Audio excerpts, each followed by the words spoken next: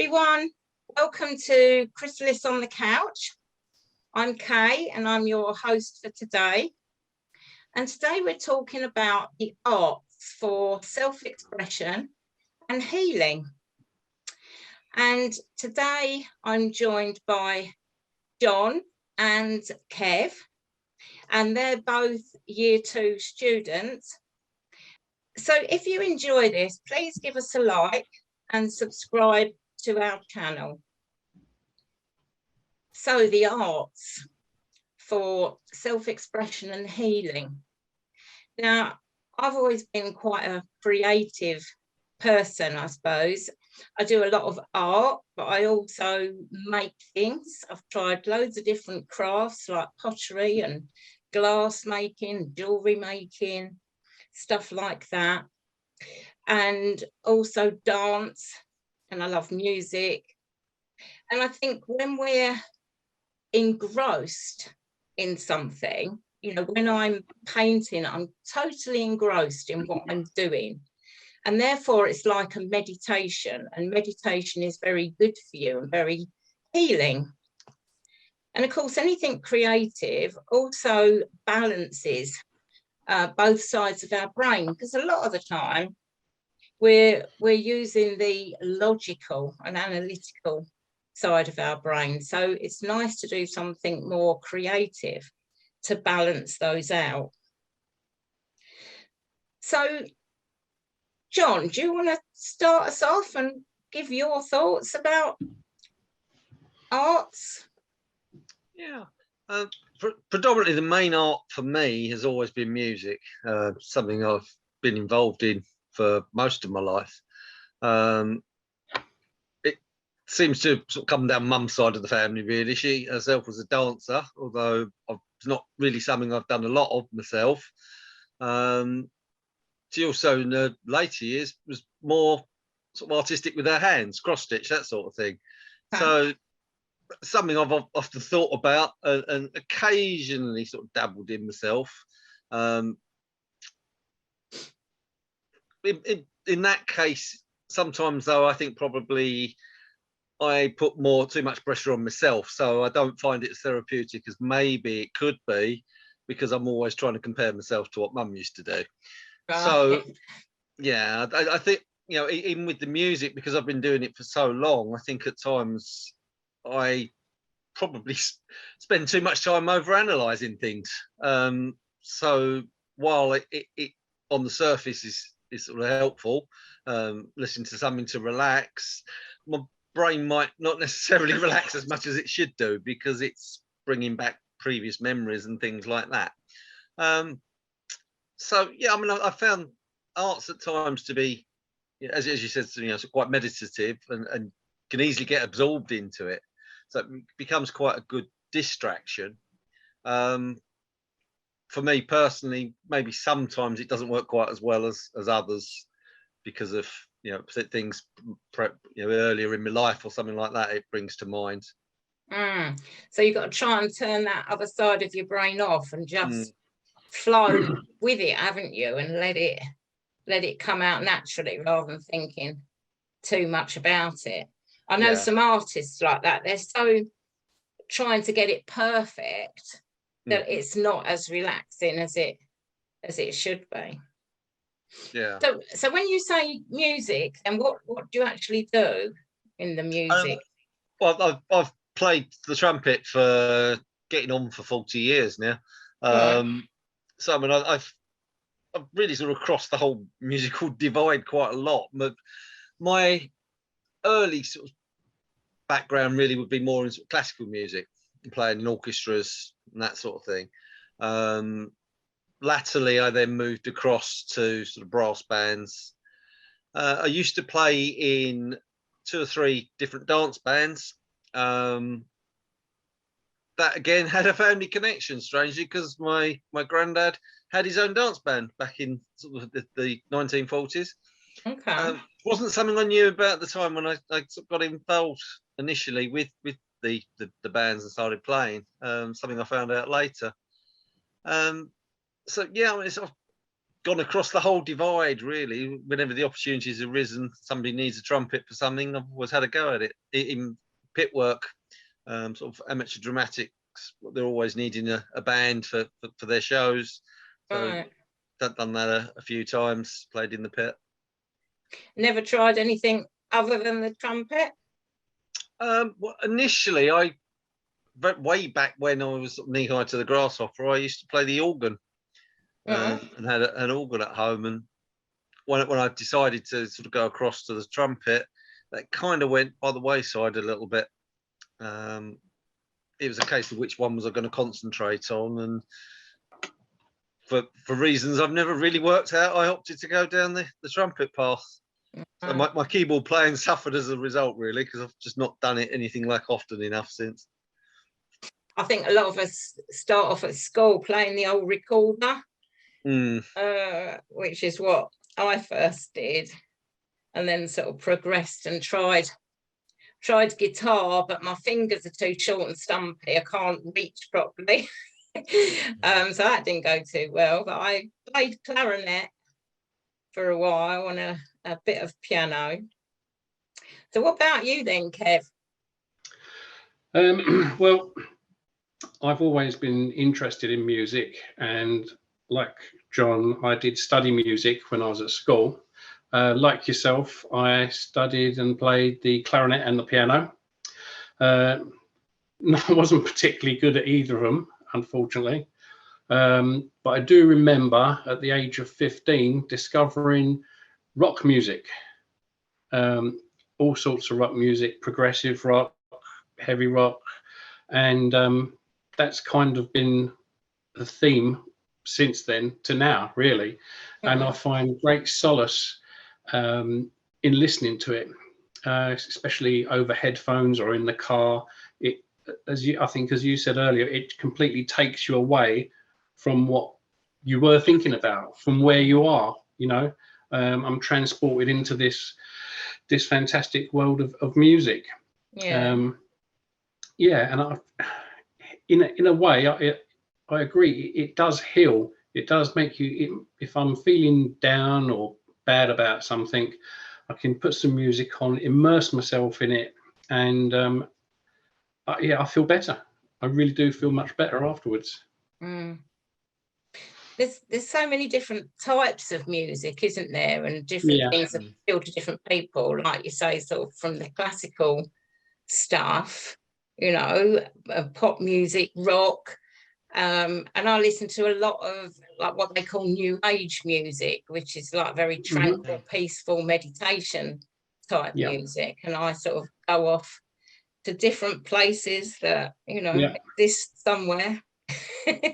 I've always found it a bit strange when I meet people that say, oh yes, I'm only into this style of music, or I'm only into that style of music, because I think if you like music, you can have an appreciation of many different styles. Yeah. You know, and my record collection, that shows how old I am. My record collection has got all styles of music, from classical to heavy rock to reggae. I think disco. I think I've got a bit of everything. Yeah. I mean, I can appreciate different types, but there's some I really don't like anything that's head banging, as I call it, just like bang, bang, bang. I'm not into that. And some classical and opera, it's just a bit too shrill, high pitched and stuff for me. So, but I appreciate how, you know, clever people are to be able to sing like that, or, you know, make music like that. Yeah, really cool. I think the thing for me with the opera is you can't hear the words. So I don't understand it. You're not listening hard enough, Kev. I know.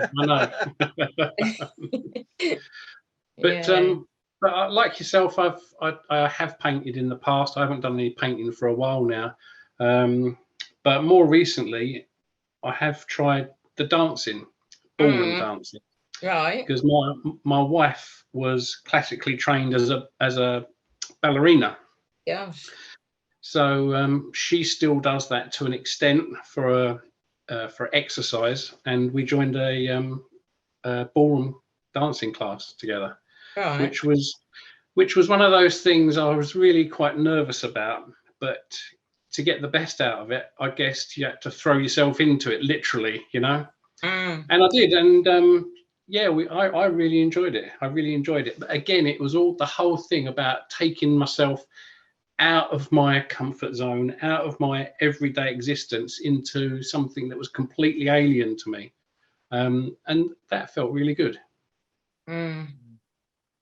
It's learning the dances, and again, it's not overthinking it, is it? Your body's got to learn the moves rather than your brain. Yeah. And at first I found it quite difficult, you know, learning the moves, but I found, you know, when you see them on the TV and they're just letting their limbs go and, like, you know, looking quite flamboyant, I found that if you actually entered into the spirit of it, it made the moves easier.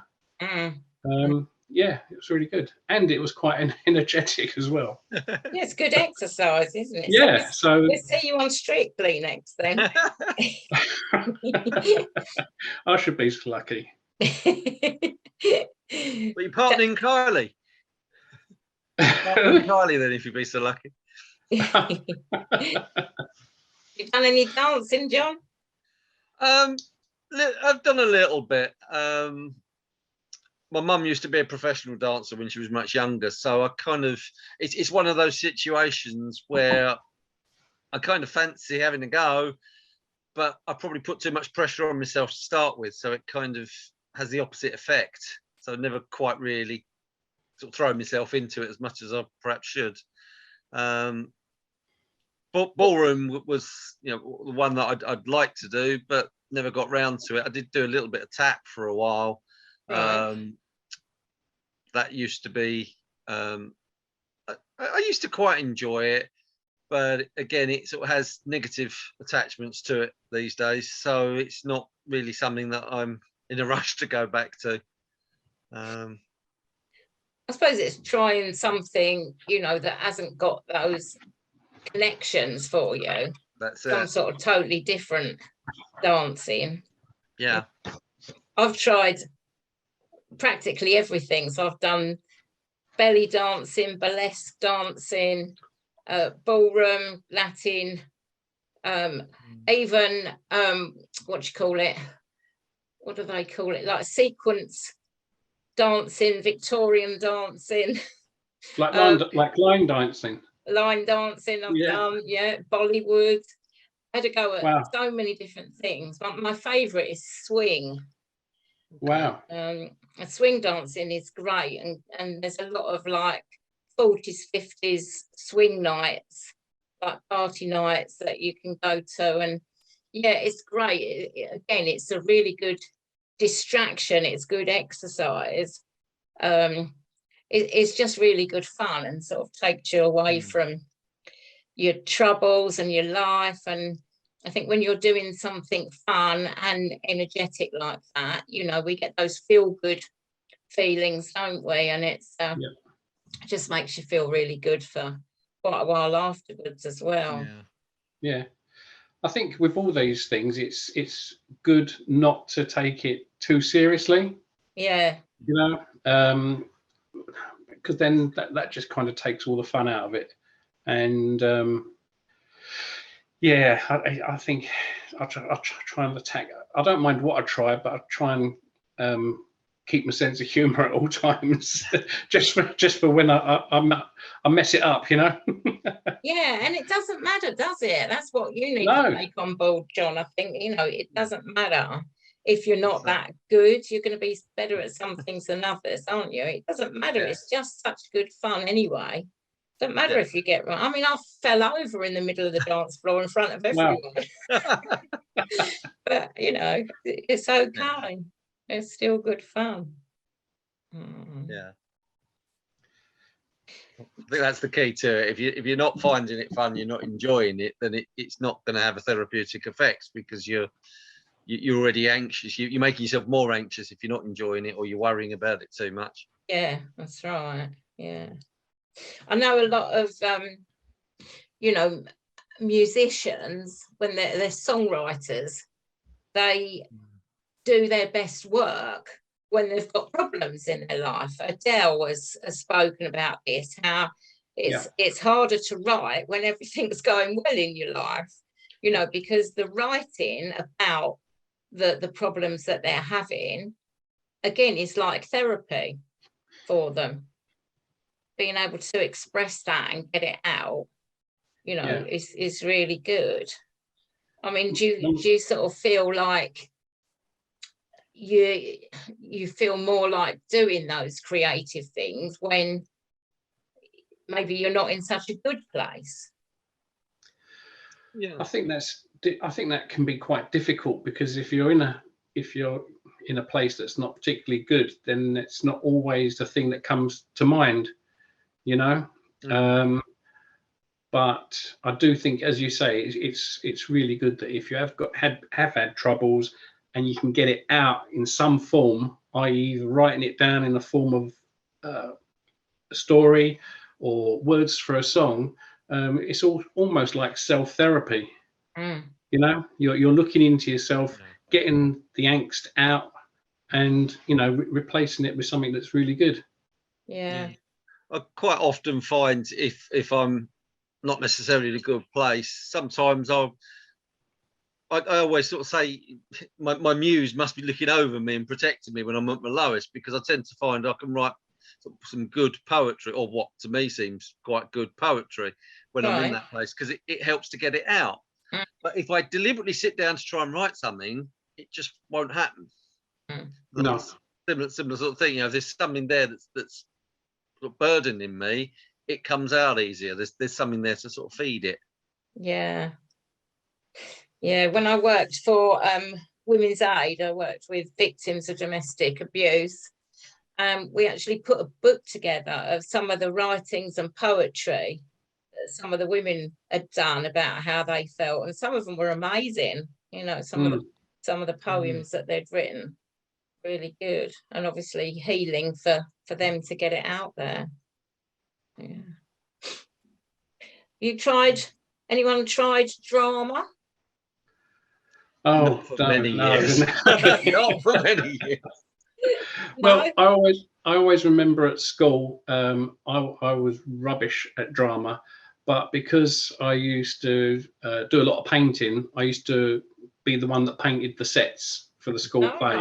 Right. So I used to play in the orchestra and school band, and I used to paint all the sets, which I used to really enjoy. I loved it.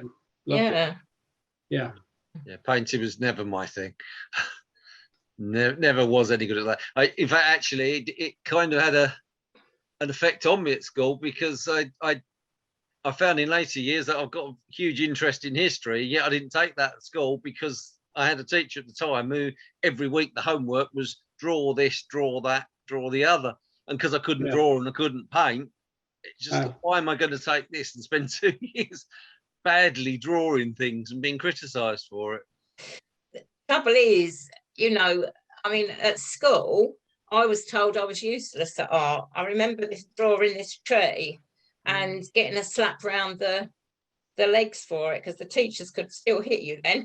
And the teacher told me I was useless.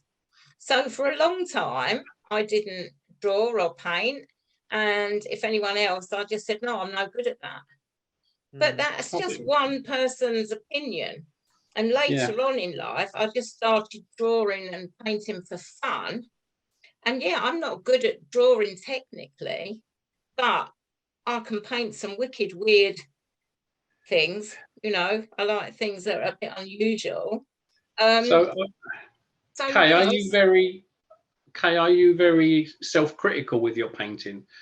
I only ask that because whenever I've done paintings in the past, I'd never think they're good enough. You know, I certainly wouldn't want other people to see them. I always think I can improve. What about you?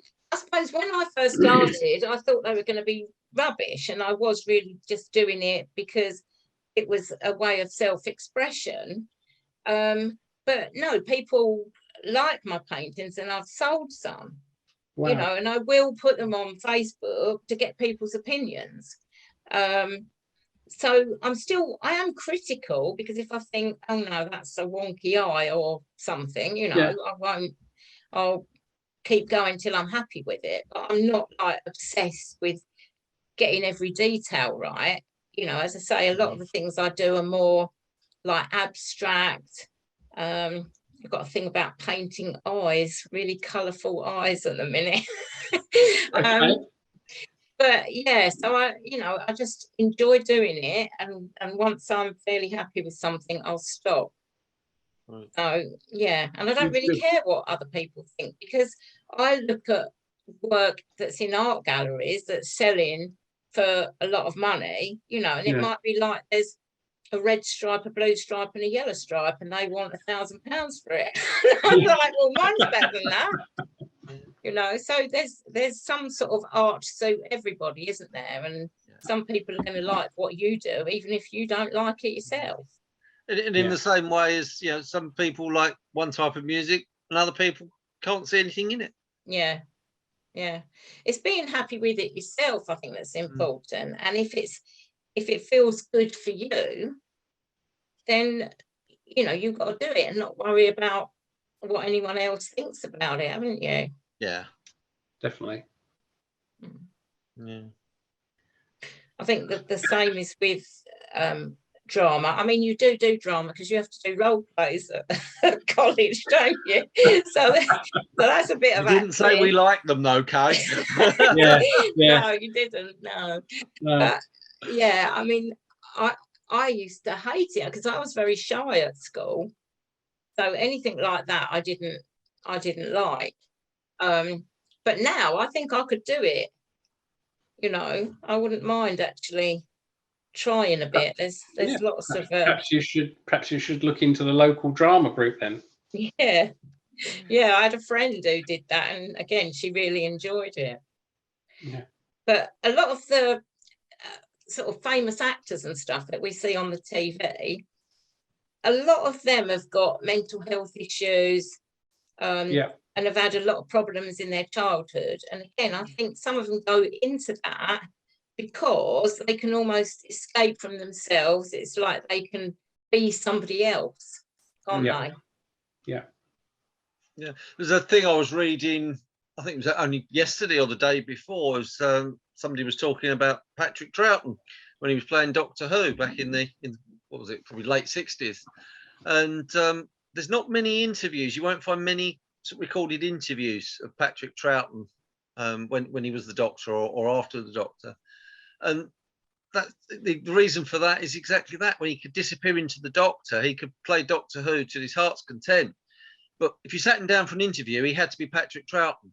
Yeah, and he wasn't comfortable being Patrick Troughton.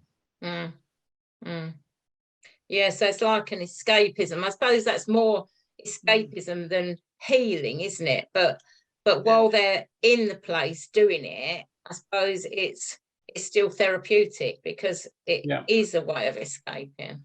Yeah, I think you find that also with a lot of comedians. Yeah. You know, people expect them to be happy all the time, laughing and telling jokes, whereas it's quite the opposite when they're off the screen. And some of them can be quite depressive in mood. You know. The one that springs to mind for me is Spike Milligan, who was a hero of mine. Yeah. I read all his books, and I was brought up with Spike Milligan, but he had lots of mental health problems over the years. Yeah, I mean, Kenneth Williams is another sort of classic example of that. All right. Yeah, his whole life off screen was very different to the characters that he was portraying on screen. Sid James was, again, I think, was, you know, quite unhappy off screen. Even carry-ons are full of them. You know, Charles Hawtrey. You know, I mean, Charles Hawtrey. If you ever sort of look into his actual life, off screen, he's unbelievable. From this little weedy guy that you see in the carry-ons and the character that he's portraying on screen, it couldn't be further from the person he was off screen. You know, there's an awful lot of sort of self-deprecating behaviours you can see in these people off screen. Robin Williams, Oh yeah. you know, he wasn't particularly happy off screen, and yet put him on screen and he played some absolutely fantastic roles over the years. Yeah, but it's the same with you know, singers, songwriters and stuff, isn't it? You know, like Amy Winehouse was obviously very troubled, and a lot of them, you know, take drugs and other self-defeating behaviors, so they clearly put everything into the arts, what they're doing, but underneath maybe some of them aren't healed by it. It's a way of trying to. My biggest hero, I mean, I'm a great Queen fan, but my biggest hero is Freddie Mercury, and it's been very well documented the troubles he had, you know, with his own personal life and his sexuality, and he did suffer with it greatly. I mean, certainly it's Kenneth Williams. If you ever look at I think it's probably about 10 years ago, maybe a bit more now, they published his diaries. His estate published his diaries. And when you get like towards the end, his last entry in his diary just literally says, "Oh, what's the point?" Wow. You know, and it's really quite powerful when you read it, when you think of this man and the character he was portraying on the screen, and he got to that point in his own life when he just said, "Oh, what's the point?" Yeah, I think, you know, for a lot of people, they're trying to heal themselves and maybe don't succeed, and others do. I think the other problem can be as well that if you're successful like that on the screen, like most things in life, there's a peak to it. So you eventually, you get to the peak, but then you start to come down. So whatever it is you're good at, you'll gradually not be quite as good as you used to be. And if you've hidden behind this front, for want of another word for it, this success, this is the character you were, and then you can't do that anymore for some reason. You've never dealt with what was behind it. You've just used it as a front, as a distraction, as an escape. What when you can't distract yourself or escape to it anymore? Where do you go? Yeah.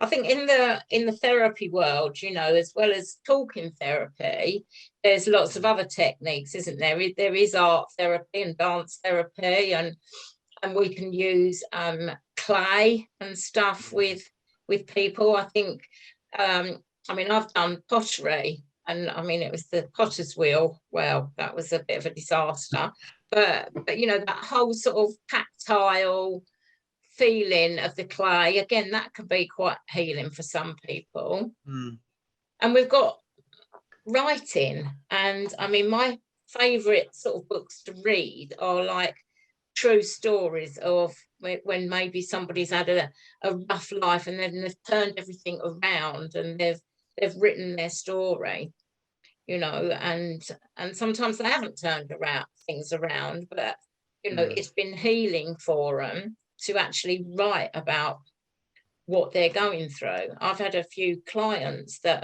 have started to write a book because they've had various traumas in their life, and it's been really helpful for them to write it down.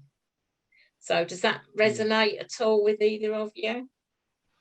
Yeah, I'd say it would.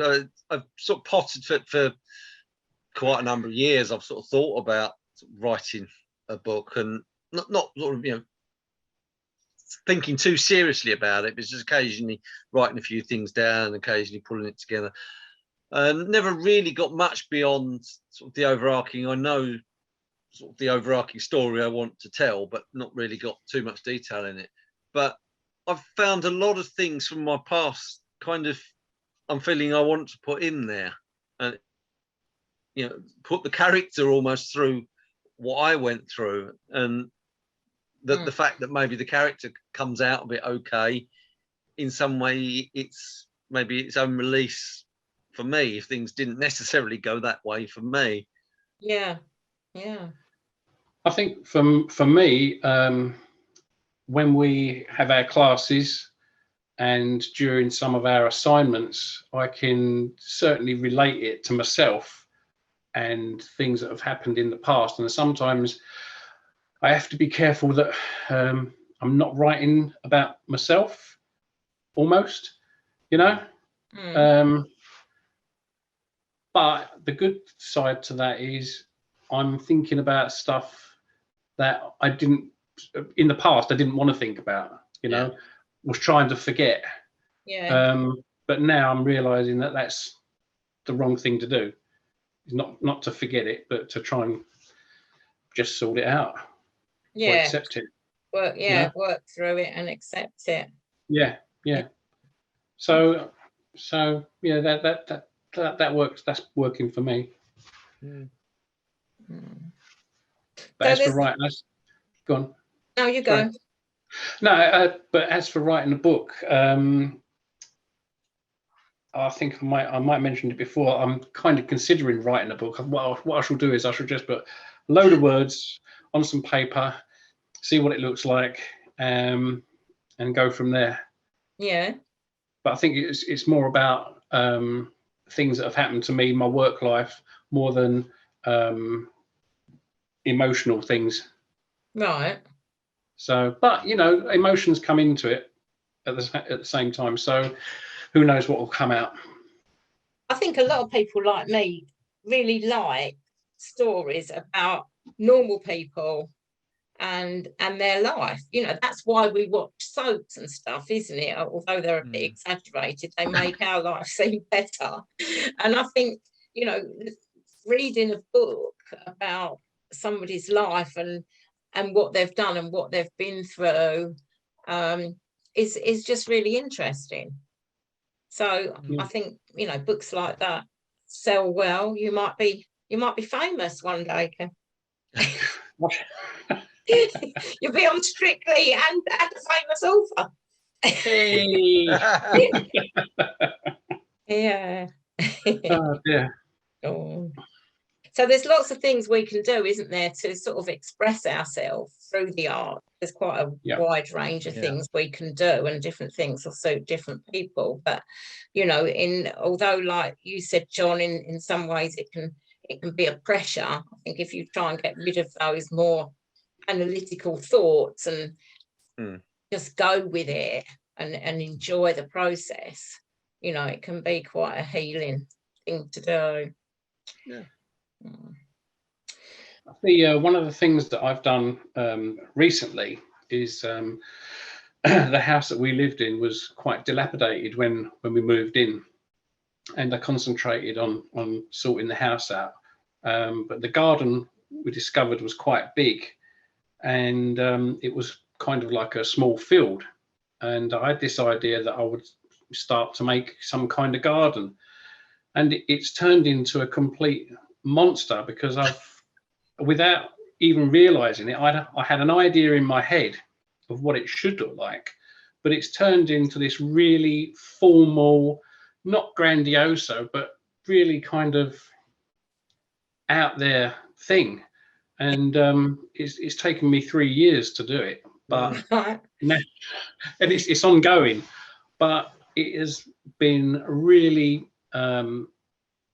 helpful for me mentally to get out there and do it, you know, even on days where I didn't really feel like doing it, but you know, the plants had arrived, so they had to go in the ground and, you know, and planting, digging holes and planting trees.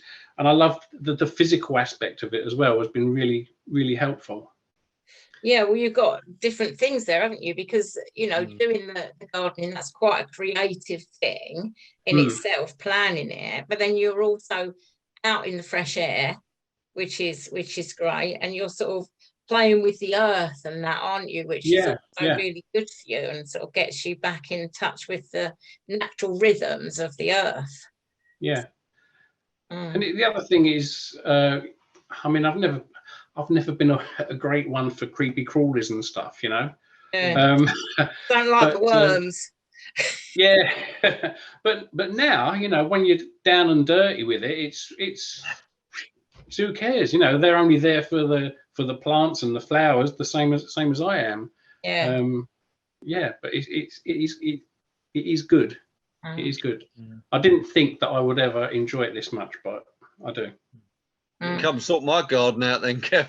I'm too busy on Strictly. And sometimes it is just trying things, you know, when sometimes I realise that it would be good for clients to maybe try something new and get involved in something creative, and they'll say, oh, but I haven't done that, or I'm not very good at that. But, you know, sometimes it's just trying something different, you know, and you can find that you do like it, you do enjoy it, or you're quite good at it. So, yeah, it's just encouraging people to have a go, really. Yeah, definitely. Okay, well, we've been chatting for a while, so I think it's time to stop.